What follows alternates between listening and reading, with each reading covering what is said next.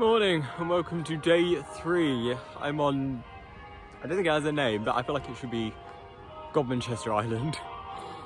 This is a little island where once again the river splits, but I'm pretty sure naturally. Another river right here. And then behind there, just there are some ponds. Still quite a common occurrence. Welcome to day 3. As a canal dweller, I still got one of them making new ones, but my joy at seeing one of these is made out of metal instead of wood.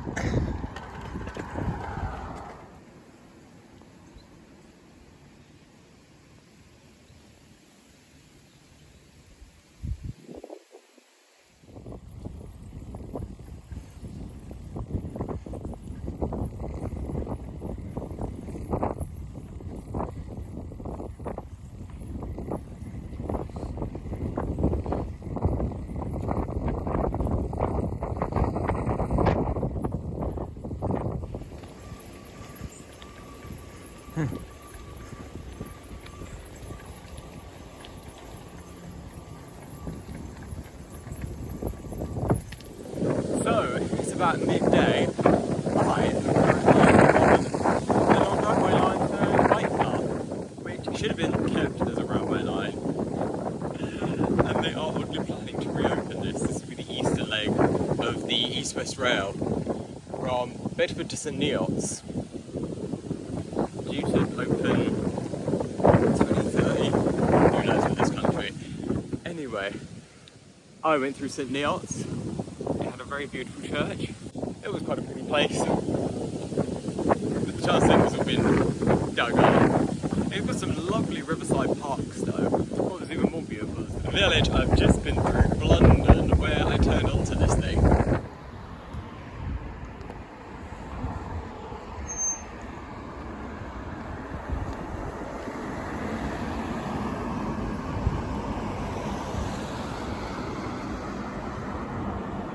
Just at the north side, if you can see that. Was not expecting to come across this ginormous mine. I'm not even quite sure what it is they're mining. We just came out of nowhere and there seems to be some man-made shelves of sand over there. Thinking about it though, Leighton Bus is famous for sand mining. And I think this is meant to be like there's a massive sand ridge across Bedfordshire. And I imagine this is just the other end of it. But that one certainly don't look like sand, it looks like clay. Oh, whatever it was, I was not expecting it. Anyway, on to Bedford.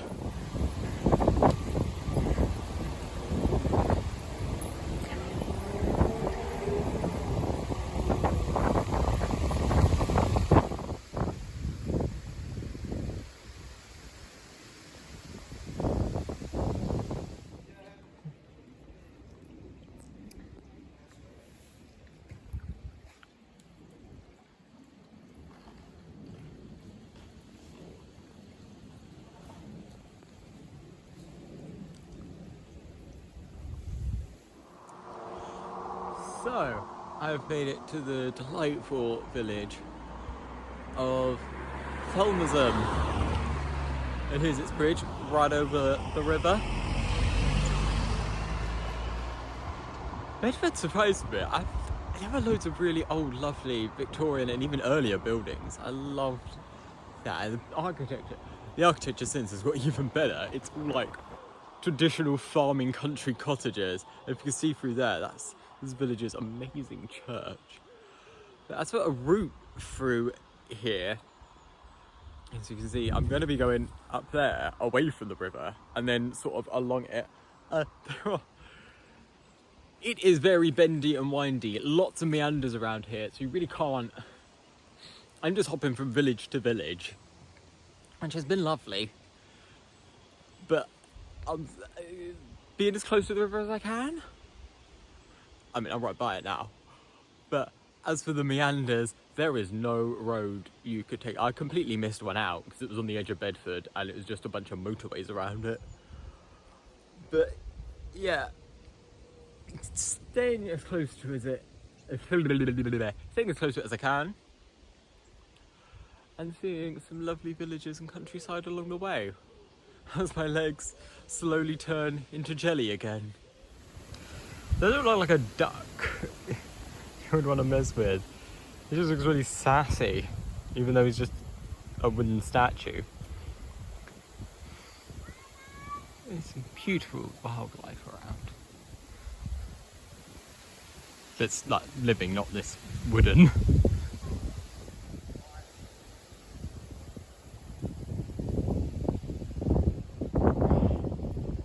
It is 5 to 5. So I'm now in the village of Harold with 2 R's. Odd spelling. Another oddity. I imagine that's a dovecot. It looks like one, although usually it would have some holes in it, so maybe it's a grain store. But it's the first either dovecot or grain store I've come across on the whole trip, which is quite odd, but a lovely addition. And also this town is just remarkably beautiful, especially these houses between the trees.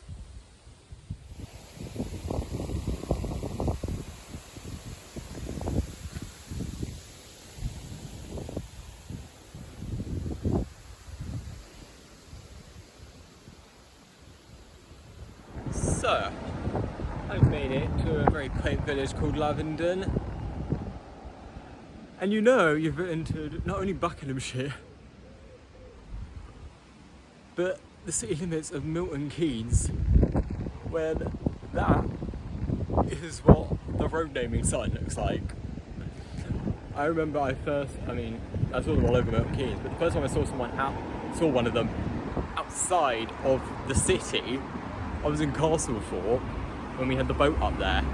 I was so confused, and I realised crossing the river I'd gone back into Buckinghamshire, and because it was just all this part of North Buckinghamshire that was in between where they designated Milton Keynes and the rest of Buckinghamshire, it's all just part of the city of Milton Keynes. But I feel like these little historic villages deserve their own council. Milton Keynes is just such its own thing entirely. But places like this just don't fit it. They should make like a separate borough with Olney as the capital, even if Olney is really small.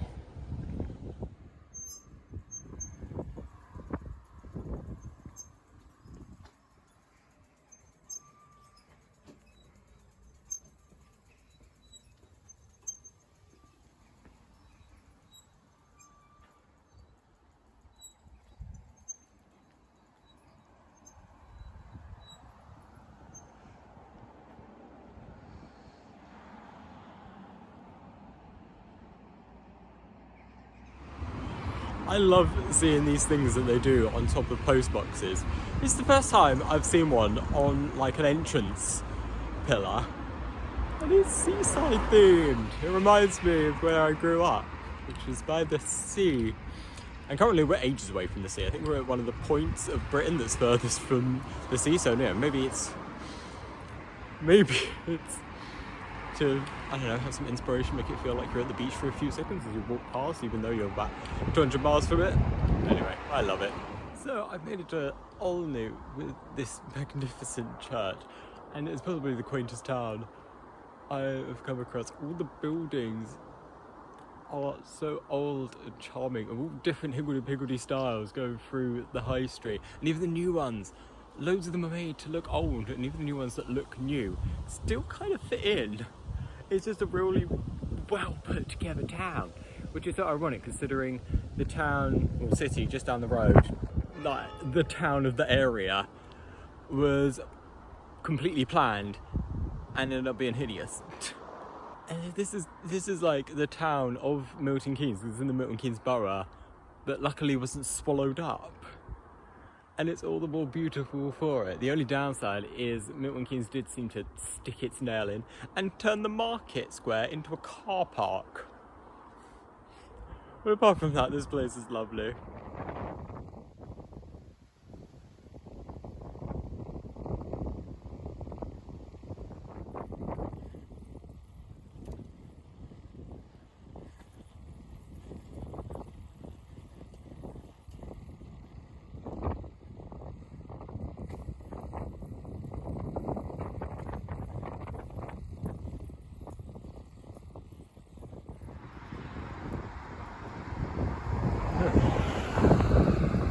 I can definitely see how they were awarded that.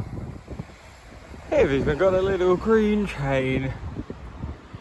Considering all the trains that stop here and also the ones that pass through are green, very fitting.